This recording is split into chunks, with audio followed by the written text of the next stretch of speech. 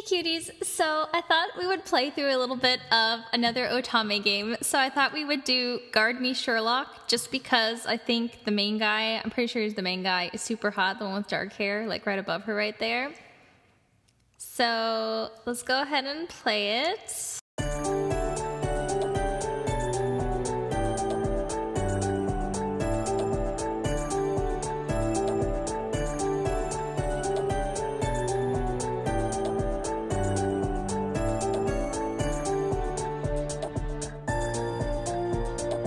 Oh shoot, I was gonna put Meghan and Nase. Let's just put Meghan.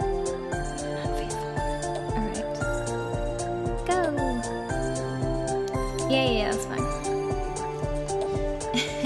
That's actually works out because my name is actually Megan with an H. So if you take Juminhan's last name and just Meg, it's my name, Meghan. I don't know, that's funny. The Prologue Encounter. As all of you here today well know, there are a number of reasons why people are driven to commit acts of evil. So this is supposed to be me talking? Some desire riches or prestige, some believe that what they're doing is for the greater good, and on occasion some even do evil things out of love. Love drives people to madness. No matter how wise or clever you may be, love will turn you into a fool. Love can make a king cast off his crown and abandon his birthright. It can make a person sacrifice all they hold dear. It can take a wise man and reduce him to a naive child. Who among us is not brought to their knees in the face of love? Question mark, question mark, question mark. All right, go ahead and stop there. That's it for today's rehearsal. Suddenly, I'm greeted by the sound of a single loud clap, pulling me out of my character back into reality. Instantly, the tension in the air up on stage subsides, and I take a deep breath. Director, excellent performance, Meg. Brilliant. Clearly, I made the right choice when I cast you. Considering this is your first time playing a lead role, you're doing much better than I could have expected. Keep up the good work. Thank you, I will. Smiling back at my director, I start to head back to the dressing room when someone strikes up a conversation with me. It's Edgar, who plays opposite me in our production. Who's Edgar? Good work out there, Meg. You too, Edgar. Not much longer and it'll be opening night, huh? Yeah, I can't wait. If the show does well, you might find yourself an instant star, Meg. Thanks. Lately I've mostly had TV roles, so I was nervous being back up on stage for the first time in so long. You nervous? Well, certainly you didn't look it. You're modest like that, which is one of the many things nice about you. Anyway, so Meg, would you be interested in maybe checking out a movie or something with me after this? Sorry, I've got something for Edgar. I got something I have to do today that I can't just put off, unlike you. But thank you for inviting me. See you at our next rehearsal. Oh, gotcha. Too bad. Well, sorry for keeping you, Meg. No problem. See you later, Edgar. Saying goodbye to my partner in our play, I hurry toward the dressing room. I don't know why I'm crying, I'm laughing, so I don't know why. Okay, I'm glad the rehearsal went so smoothly. We ended up getting done early. Okay, now that I'm done changing, I better get going. I'm not forgetting anything, am I? Why did I make my voice sound like that? I don't even know. As I look around the room and check the time on my smartphone, I hear someone out in the hall knock on the door to the dressing room. Who would be coming to see me while I'm in the dressing room? Maybe it's the costume person. They don't even know their name. I'll be right there. Wow, Meg's like a jerk. With that, I open the door to see standing before me sparklies. Well, hello, madame. Wait, what's this? All three of them? Well, hello, madame. How does the day find you? The guy in the middle, something's off with him. There are three men, none of whom I'd be freaked out if I opened my dressing room and there are three men. I don't care how good looking they are. Who could they be?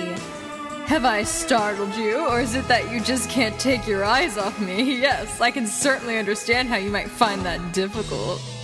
However, if you continue to look at me with such desire in your eyes, even I might have a hard time maintaining my composure. What the crud? The man standing in the middle speaks to me in an excited tone. He has a big smile on his face and he looks at me. A bouquet of bright, his roses, that's okay then. Bright blue roses of eye-catching beauty in his arms. Since you find my face so captivating, please do as you like to it. Can I punch it? A touch, a kiss, whatever you want. No, that's okay. I didn't mean to. You're quite reserved, aren't you, Miss Han? Quite modest, but I must say, I like that aspect of you as well. Anyway, how thrilling it is to meet you like this. You truly are as lovely as you are beautiful. I almost wish I could set you next to my bedroom window and look at you every day. What is this? I want to throw up. Wait, where did he go? Wait, I thought he had dark hair. What is going on? Whatever you want, James. I'll make it happen. Now the young man standing in the left speaks. When I put her by the window, do you want her alive or would you... Or I'm going to give him a different voice. When I put her by the window, do you want her alive or would you like it better if she weren't moving? What you say, James? Now, there you go again, Sebastian. All that about wanting to leave her in his room was just a metaphor. Oh, it's the other guy. I'm getting so confused right now. Having watched the conversation unfold with an amused look on his face, the man on the right grins. The one with the weird long hair that looks like a mop. He meant that you're just so pretty and he wishes he could have her around to look at. Like how you put roses by the window as decoration. I am not a prize to be won. So what you're saying is, it doesn't really matter whether she's alive or not. Oh my gosh, they're bad guys. That's enough joking out of you two. You're taking it too far. You shouldn't say such things in front of Miss Han. You're the one who said it, you creep. Smiling, the man in the center rebukes his cohorts. I stand there in blinking confusion as I look at these mysterious visitors. Each of the three is quite unique from the other. So they know my name. They've each said some strange stuff, but I don't get the feeling that they mean any harm. Or that we're in Kansas anymore. Pardon my asking, but who might you be? How rude of us for not introducing ourselves. The man in the center extends his right hand to me respectfully. We exchange a brief handshake. There's a cool, dry feel to his hand as I touch it. I apologize for barging in on you, Miss Han. My name is James Moriarty. I teach at a university in the city. He's a bad guy. I don't want thing. Jenny, not now. I'm busy. Busy wooing creepy men. Excuse me. Professor James Moriarty. Never heard of him. These are my friends Sebastian Moran.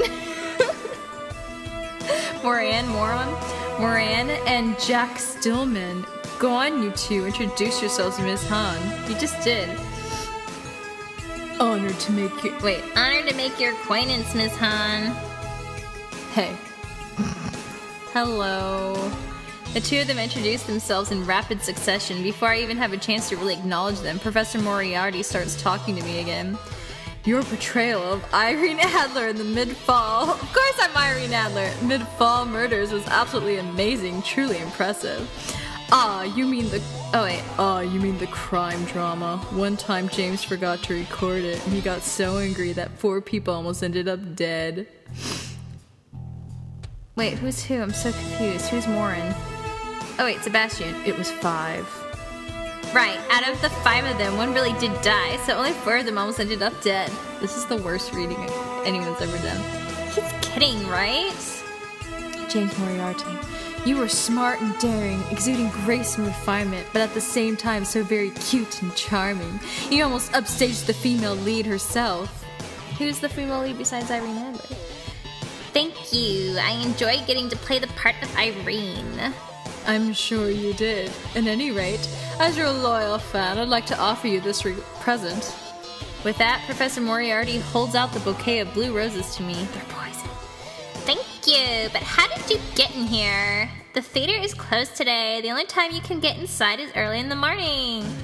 Well, we've been here since morning, of course. We were waiting for your rehearsal to end. Really? Do we look like we're lying?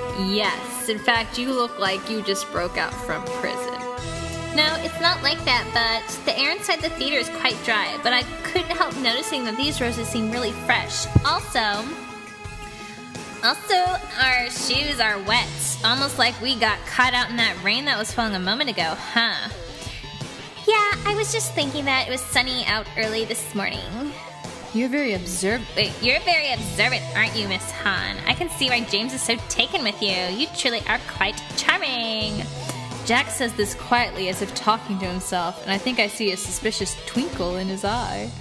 It seems like he was complimenting me, but I'm not sure whether I should thank him or not. Truly an It reminds me of Leon Moriarty, reminds me of Leon from Fairy Tail. Truly an excellent display of observational ability. It seems that your character, Irene, isn't the only one with a keen intellect. Wink. Oh, Sebastian said ... Sebastian, you take yourself way too seriously. Truly, now I want to get to ripping even more. What?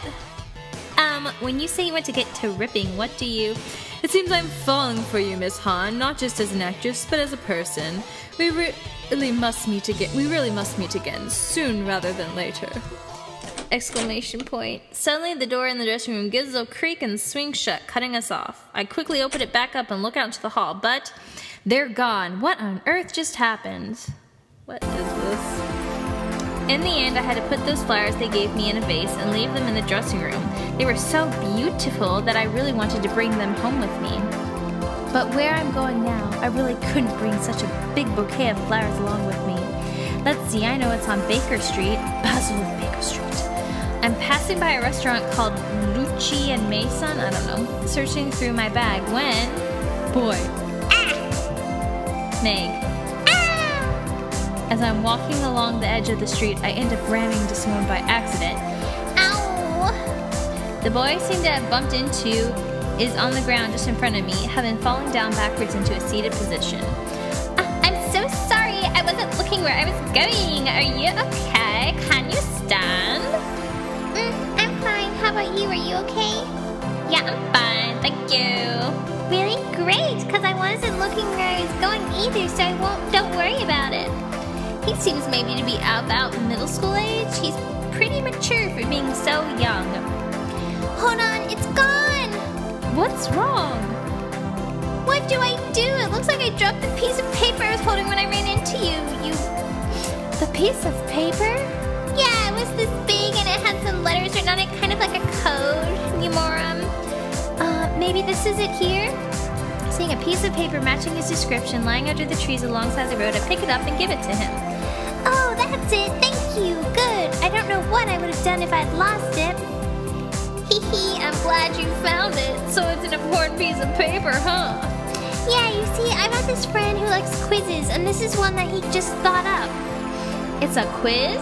Yep, and there's a 3-hour time limit. If you try to rush it, it's even harder to solve. I wonder if you can figure it out. Want to take a look? Oh my gosh, what did I press? Ooh, that's cute. 99 cents. Wait, I want to go back to the story. Oh my gosh, how cute am I? Oh my gosh, is that me on the left? Okay, I'm busy. I gotta play. Can't talk, must play. I'm so cute. Oh my gosh, this is so cute. Okay, I'm busy. With that, the boy holds a piece of paper out to me. Looking at it, I see that it says... Fill in the blank with the correct letter. Oh, I wonder if these are supposed to be... I think I might know the answer. Really? What is it? So the letter that goes in the blank is... Quiz time. Oh my gosh, no. It's been a long day of work. I don't want to do a quiz. I'll go ahead and explain about solving puzzles. In a moment, you'll see a question appear. Choose the answer you think is right and then tap on it.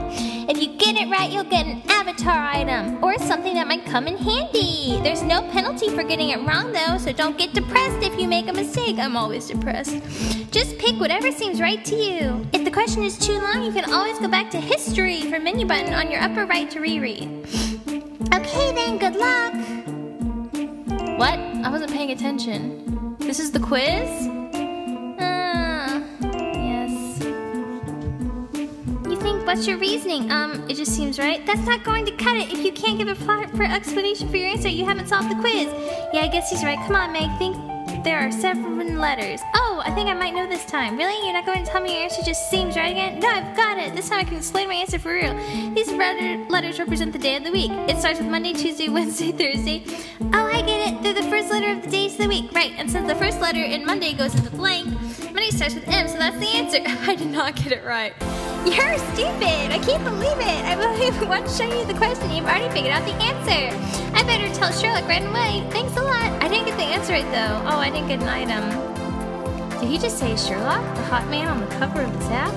Suddenly, I hear a clear voice coming from somewhere behind me, cutting through the other noise and interrupting my train of thought. Sparklies. Are these the Sherlock guys? I quickly turn around to see the three men sitting in the there's too many men in this game. Seating for Lucci and Mason. They're staring at me. One of them is clapping his hands in a slow, theatrical manner. Well done, truly well done, Miss Han. The men are sitting around a table upon which several teacups are set. I don't recognize any of them. Does this MC know anyone? More people I don't know. This is the second time today that I've had strangers calling me by name. And there's like, they come in threes. Who could they be?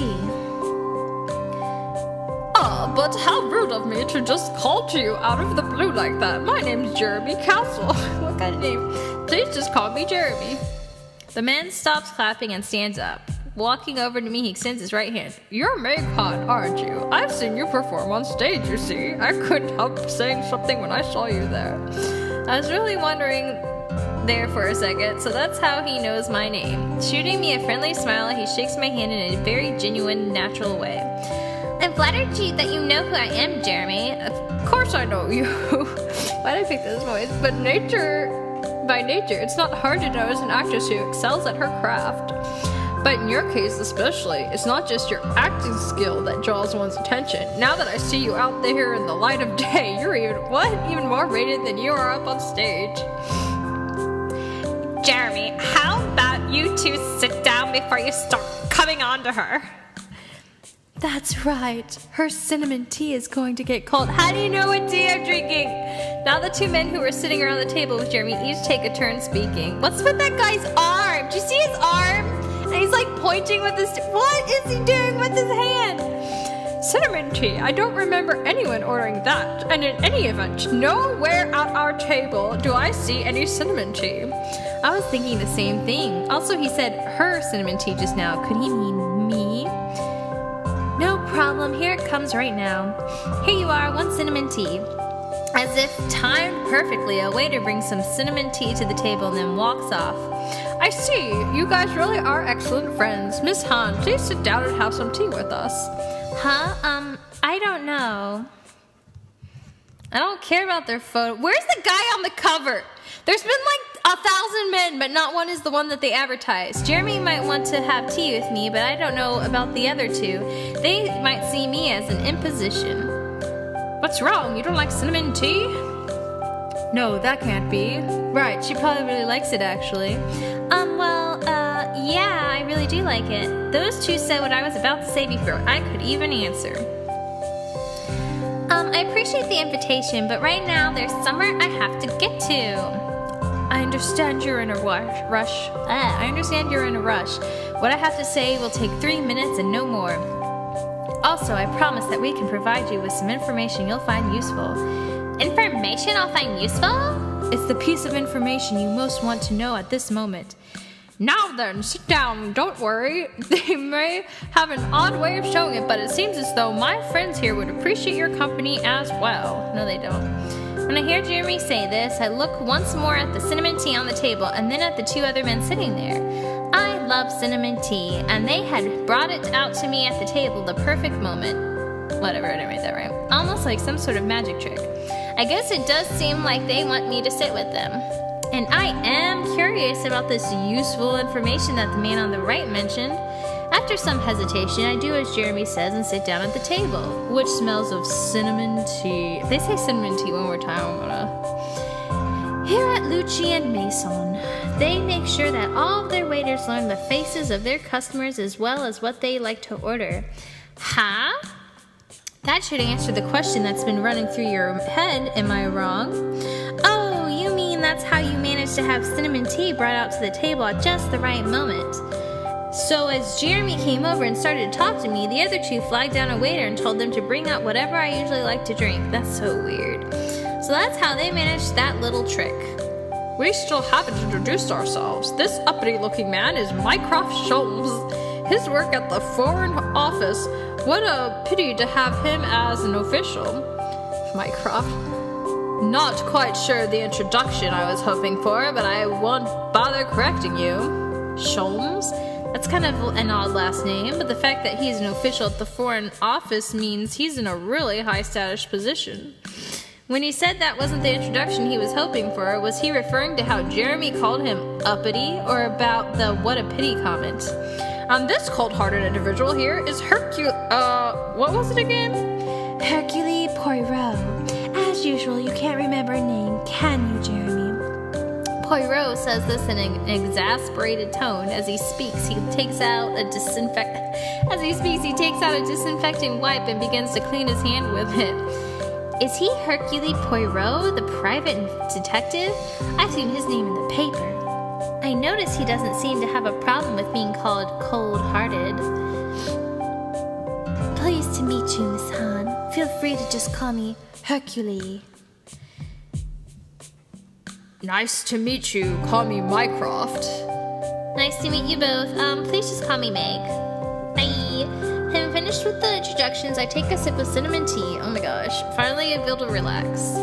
In any event, I really feel lucky. I happened to drop by England on business, and here I am getting to have tea with Meg. It's always the middle guy who's breathy. Where do you live most of the time? I'm based in France, vive la France, but I essentially work all over Europe. Why do you give him a French accent then? Jeremy, I don't mind you taking the gradual, subtle approach with Meg here, but you don't really have time to work your charm on her. That's right. She's about to pay a visit to 221B Baker Street. How did you know? I've only just met them and I haven't mentioned anything about that. To begin with, from the time you rounded the corner to the moment you arrived here, it was clear from your behavior that you were trying to figure out your way somewhere. I take a deep British accent. I totally give Mycroft a British accent. As you walked, you were looking inside your bag at a copy of the Daily Wind, a tabloid. It's a somewhat lowbrow publication for a young woman to be reading. Psh, back off. Soon you are well aware of that. You were intentionally trying to look at it from inside your bag rather than taking it out where people could see. Exclamation point. But I never took the newspaper out of my bag, so how did he know? But you're sure you didn't take the newspaper out of your bag, so how did I figure this out? From the look on your face, this is a real mystery. When you leaned down earlier, is he Sherlock Holmes or what? When you leaned down earlier to pick up the piece of paper that boy dropped, you exposed the inside of your bag, which is how I know. Are you like a freaking stalker? Amazing, it's like he knows everything that's running through my head. So then, why would you be in possession of the Daily Wind? The answer can be found in the article on the page with the corner folded down. The page in question is an interior section of the paper and includes a feature on a certain noble French family's wedding, in which the groom went missing. Ah, that case where it turned out the groom had some clever plan, and it was all an act. Sherlock really went out of his way to solve the problem, didn't he? I did not read that right. It's not Sherlock, Jeremy. It's Sherlock. Where's Sherlock? I want to see the hot man. That particular article is not so much a summary of events as it is an amusing account of the part Sherlock Holmes played in the investigation. But the papers are littered with articles about Sherlock. Why would you go and choose to read about this in the Daily Wind? Well, everyone's talking about him right now. He's the man of the hour. The powers are littered with articles about him. That's pretty harsh, Mycroft. My accent's all terrible. Out of all the articles, that is the only one that lists the address of Sherlock's office, 221B Baker Street. So using the address found in the article as guide, you're clearly on your way to 221B. Stop saying it! Oh my gosh! You've got some problem, you're going to talk with him about it. That is to say, you're going to hire him. And so ends Mycroft's spiel. Thank you so much for listening. I suddenly find myself clapping. Amazing! There's nothing you can't figure out, is there?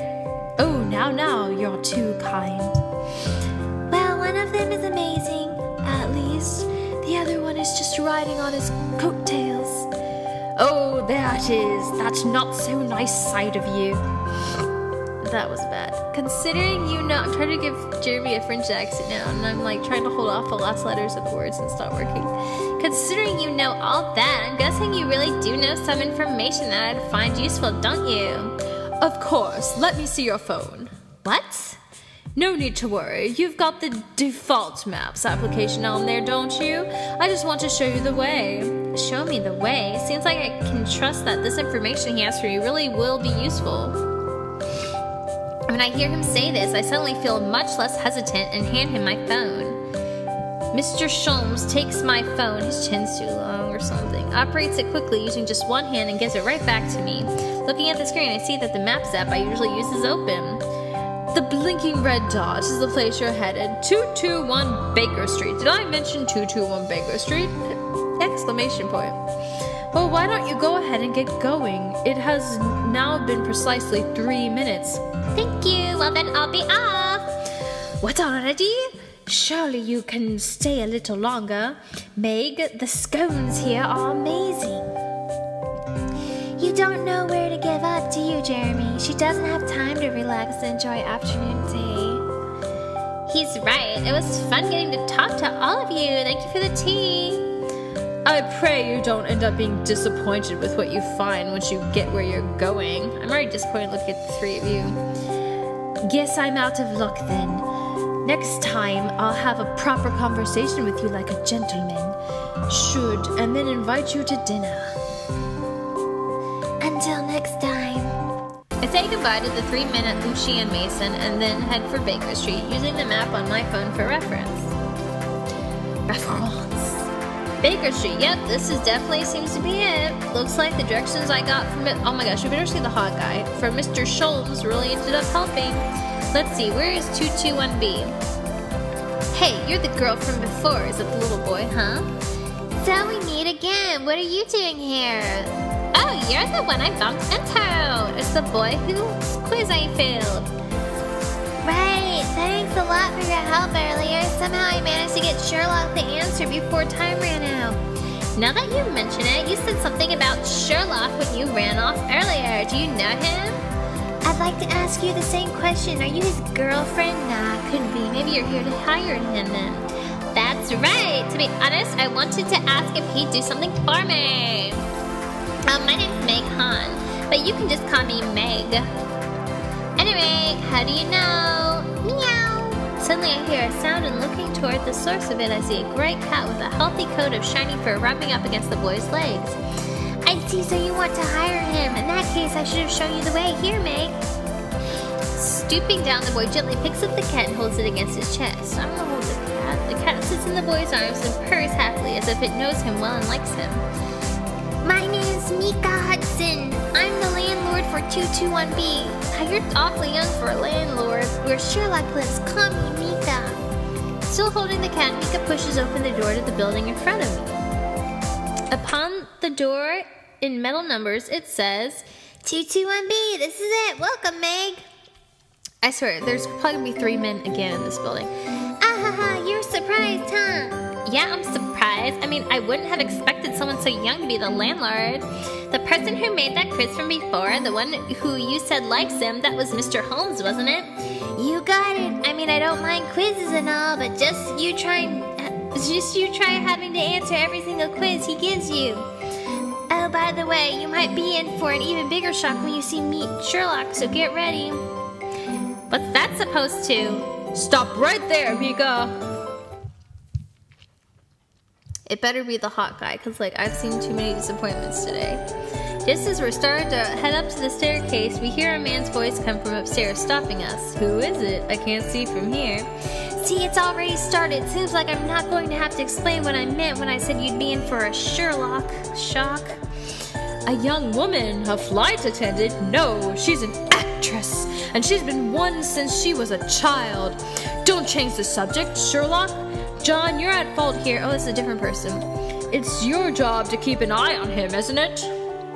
George, I've told you time and time again, I'm not Sherlock's mother, nor am I his father, obviously. Oh shoot, that was supposed to be Watson. And anyway, even if I did keep an eye on him, Sherlock would always be Sherlock. Not even the Queen herself could control him. I'm gonna try and give Watson a British accent, but it's not gonna go over well. From the other side of the open door at the top of the stairs, I hear several men talking. Just then, the cat slips out of Mika's arms and runs ahead up the stairs, disappearing her into the room at the top. As I watch it run off, I hesitantly say something to Mika. It seems like they're kind of busy, so maybe I'd better come back another time. Don't worry about it. They're always like this. They're freaks. Micah says this in an unconcerned voice and then walks through the door into the living room. Alright, no more arguing, we've got a guest. Mika motions me to come in and I quietly step inside. Sparklies. Excellent. Random items are strewn about the room. 3 men are there. Well, I only see 2. Stopping their argument, they look at me. Man with black hair. Hello, my name is Meg Han. Having introduced myself, the first person to extend his hand to me is a man with blonde hair. He's got a calm air about him. Nice to meet you. I'm John Watson. Feel free to call me John in my fake British accent. It's a pleasure to meet you, John. I believe I read that you're Mr. Holmes' assistant. I saw that in an article online. Well, I suppose so. I'm actually a doctor, but at some point I became better known for my role as a detective's assistant. Man with black hair, ... Next, a very honest-looking man extends his hand out to me and we shake. Who's the honest man? George Lestrade. He doesn't look like it, but he's actually a police inspector at Scotland Yard. You could have left out the part about not looking like it. Nice to meet you, Inspector Lestrade. Man with black hair, ... The last man has black hair, that must be him. Excellent, with his weird haircut, excellent. By the way, pardon my asking, but have we met somewhere before? I was in prison yesterday. George, that really is rude of you, honestly. Everyone can see where you're trying to take this. Yeah, that's a pretty old pickup line. Well, wait, no, I wasn't trying to come on to her. I really have seen her somewhere before. Hold on, now that you mention it, I feel like I've seen her somewhere as well. That may be because I'm... Man with black hair. So you've come to hire me. If it turns out to be a boring assignment, I'll be quite upset. Suddenly the man with the black hair stands up dramatically from the couch in front of the fireplace and strides over to me. Let us review. You're an actress. You started acting as a child, and now you're preparing for your first lead role. You don't have any fans who present you with money or gifts. So you're a broke actress. Same. An actress? You were saying something about that right before she showed up here, weren't you? It's not that strange for someone who watches TV a lot to know that I'm an actress, and that I started as a child. After rehearsal, you came straight here. Wait, no, you stopped by a cafe! Exclamation point. Aha! I'm sure I've seen her somewhere. You had cinnamon tea at Lucci and Mason, and you're also the one who figured out the answer to that quiz I gave Mika, aren't you? If you were smart, you'd know I did not. He even knows all that? How on earth could he have? So you figured out I wasn't the one who solved it. I knew you were. He's so cute. Amazing! You're just as good as they say in the newspapers, Mr. Sherlock Holmes. Better, actually. You see, humble. Listen, Sherlock. She was in... Mika, get Miss Holmes some tea. Better not be cinnamon tea. John starts to say something, but Mr. Holmes interrupts him, seeming not to care at all that he's speaking. How rude. I don't mind getting tea, but Sherlock, how many times do I have to tell you not to shoot your gun at the wall? Mika points at the wall, which is ominously riddled with countless bullet holes. If the wall ends up crumbling, leaving a giant hole, it won't just be a repair bill I'll send you your way. I'll have you build me a whole new house. I'm careful not to let that happen when I shoot. You have the patience of a saint, Mika. Too patient. Every time you're bored, you go shooting off that gun, and I'm the one who has to respond to the call. Think about what that's like for me. All I'm doing is having a little fun to stave off my boredom. Yet every time I do, you come barging in here. Think about what that's like for me! Lestrade. What did you say? Lestrade has anger management problems. Yeah, I like this photo. These are sheepy and cute, and it's the hotter man. I like Watson. So this is what they were arguing about earlier. Don't worry about them. This will be over soon. Have a seat over there, Meg. Thank you. I'll bring some tea. Doing as John says, I sit down on the couch and Mika leaves the room to get tea. Anyway, how many shots have you fired into this wall? The bullet holes seem to spell out letters. Their initials, HL. Initials whose? Yours, Harold Lestrade. My name is George! You should know that by now! I make use of every last bit of my brain's processing power, so I always try to delete any unnecessary information from my eternal memory. You're saying my name is unnecessary information? Ignoring Inspector Lestrade's question, Mr. Holmes sits back down on the couch and rubs the cat under the chin. I don't know whether to laugh or feel bad for him. As I sit there, uncertain of how to react, John speaks to me. Well, this is a surprise. I never would have expected you to show up here, looking for Sherlock. I didn't realize who you were until George had said something. Truth be told, Meg, Sherlock is a big fan of the mid. She has good posture, and from her movements, the way she walks, and the clarity of her voice, I could tell she had formal training in each. Hey, Sherlock, I'm talking to her right now. She's with 3 men she's never met before, yet the smile on her face is very natural, nor timid nor nervous. She's used to having all sorts of people she doesn't know look at her. So you're telling me to shut up. All right, I'll shut up then. Aw, poor Watson. When she breathes, she doesn't raise her shoulders or chest. That's because she's learned to breathe from the abdomen when she was a child. I guess Mr. Holmes is talking about me? In other words, she's been acting since she was a child. For the most part, she's not wearing brand name clothing, and her jewelry has been passed down from her mother, so she doesn't have any fans giving her money and gifts. Oh, so he's explaining how he figured out all the stuff about me earlier.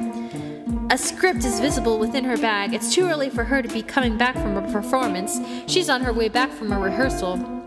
Judging by how worn that script is and the number of pages you have labeled as well as their distribution throughout the book, you're playing a major role. The title of your play is written on the spine of the script. In that particular play, the only major role played by a young woman is the female lead, the heroine. So you're new to major roles, and they have high hopes for you. He notices everything. He really is the great Sherlock Holmes everyone talks about. A moment ago you said that you thought I'd had cinnamon tea at Litchi Mason. I smelled cinnamon on your breath. Can you tell that just by looking at me? Not just by looking at you, no. You give off a faint aroma of cinnamon seemingly from your fingertips. This is because just a short time ago you were holding a cinnamon stick. That sounds delicious. The only place in London that serves Ceylon cinnamon from Sri Lanka is Lucci and Mason. I can't believe he can tell that Sri Lankan cinnamon just from the aroma. Okay then, how did you know that it was me and not Mika that solved that quiz? Mika passes by Lucci and Mason when he takes his walk. Furthermore, he tends to rush when he presented with a deadline, so his judgment is not what it would otherwise be. It was a simple quiz, but I didn't expect him to bring me the solution before time was up, and yet he showed up with the correct answer. Mika is friendly by nature, but from his tone of voice, I could tell that he liked you and felt gratitude towards you. This is because he met you on the road near Lucci and Mason, and you told him the answer to his quiz, and there you have it. I guess I really did make the right choice in coming to see you, Mr. Holmes. And you're just now realizing that? What Sherlock means to say, Meg, is I'm glad you think so. Hee hee, it's okay, John. It doesn't bother me. So she's a saint then. She's too good to be your client, Sherlock. Quiet, Lestrade. Yes, sir. Why are you listening to him? I'm done with my little show. I've shown you the extent of what I can do. Now it's your turn to talk, Miss Hahn. I hope that your request isn't something that I'll find boring. So he's saying that if it's boring, he'll turn me down. Nodding once to Mr. Holmes, I set about explaining what it is I want of him. Alright, Mr. Holmes, I'll go ahead and explain why I've come here. Here's what I was hoping you'd do for me. I want to date Watson, he's so cute. Oh no. Choose case. I've always wanted to be worthy of you. The Redhead Foundation.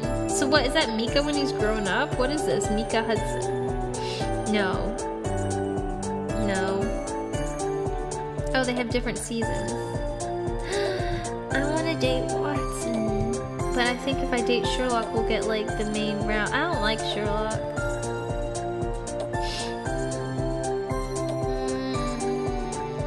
I want to date Watson. I'll always try to be someone who deserves you, Lee. Marry me. Every time you get into this bed, you'll remember me. I'd like us to create a home together. You and Like, what's so sweet? Sherlock's just like, when you get into this bed. What's season 1 of Sherlock? I don't believe in fate, but with you it's different. Ooh, I kind of like that. Alright. Well, I'm gonna choose Sherlock just to get the main route, but my heart, I think, belongs to Watson. He's so cute. I don't want to date Sherlock, but I'm gonna choose. Oh wait, we can read about him. Sherlock Holmes, consulting detective, woman style, elegant. Sherlock Holmes is a consulting detective and has an office at 221B Baker Street, London. He has an exceptional reasoning ability, but doesn't have interest in anything else but solving cases. This trait makes him look like a weirdo. No, he is a weirdo. Doesn't just look like one. Alright, let's read about Precious. He's a doctor, woman style, sexy. Is that what he likes in a woman?